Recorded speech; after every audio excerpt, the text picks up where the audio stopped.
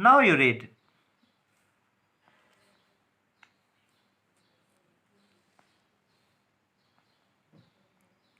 A 15-gram mass of nitrogen gas is enclosed in a vessel at a temperature 27 degrees Celsius. Amount of heat transferred to the gas so that RMS velocity of molecules is doubled is about. Okay, thank you. Here, first what information given I am telling. It is a nitrogen gas. 15 grams is given. Nitrogen is diatomic gas. Okay, and it is at a temperature of 27 degrees. What we are doing here, we are giving some amount of heat so that its RMS velocity doubles. So in this, what you should know, it is very easy problem.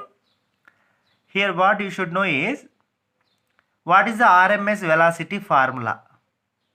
Vrms is equal to square root of 3 RT by m. M is molecular weight. Okay, you see the solution, you will understand. Okay, first information given I am writing. Mass of the nitrogen gas is given, that is 15 grams.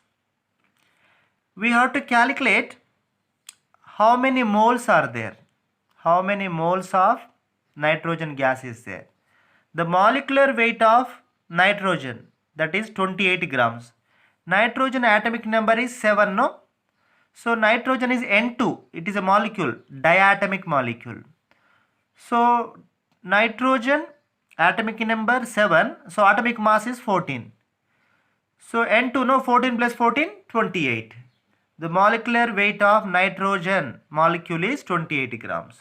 So number of moles, N equal to mass of the gas divided by molecular weight, that is 15 by 28. Okay. Now diatomic gas CP/Cv value. Cp is specific heat at constant pressure. Cv is specific heat at constant volume. Here the formula you should remember is, the amount of heat supplied is equal to, by default, Q equal to N Cp delta T. N is the number of moles, Cp is the specific heat at constant pressure, delta T is change in temperature of the system. Your system is nitrogen gas.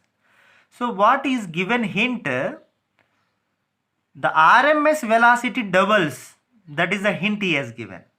So you see the extreme right side corner, Vrms is equal to square root of 3 RT by m. T is the temperature in Kelvin, m is the molecular weight. Here temperature doubles, but initial temperature is given. Initial temperature is 27 degrees, no? 27 degrees you have to convert into Kelvin always.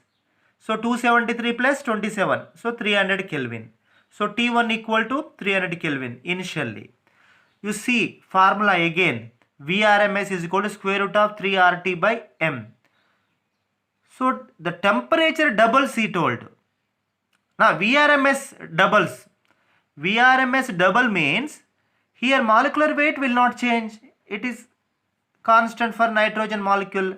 R is a universal gas constant, that is also constant. What it will change? Only temperature. When you are supplying heat to the nitrogen gas, the temperature increases. So Vrms, it should become double. Then temperature should become how much? 4 times. Temperature should increase 4 times, because square root of 4 is 2, no? So this information we can use so that we can guess temperature become 4 times. The final temperature T2 should be 4 T1. Initial temperature is T1, that is 300 Kelvin is given. So what is the final temperature? 4 T1, that is T2 equal to 4 into 300, 1200 Kelvin. That is nothing but 4 T1. So you know now what is the delta T, change in temperature. And Cp for diatomic is 7 by 2 R. 7 by 2 R, 7 R by 2, whatever you understand. So these are the values you should remember. For diatomic it is 7 by 2 R, monatomic 5 by 2 R. It is diatomic 7 by 2 R. So we should substitute these values. N you know calculated. N is 15 by 28 into Cp. Cp is 7 by 2 into R into delta T. temperature, change in temperature, 1200 minus 300. So that is 900. Okay, simple, you do simplifications, finally you will get this answer, 14,006.25, that is approximately 14 kilojoules. So option 4 is correct.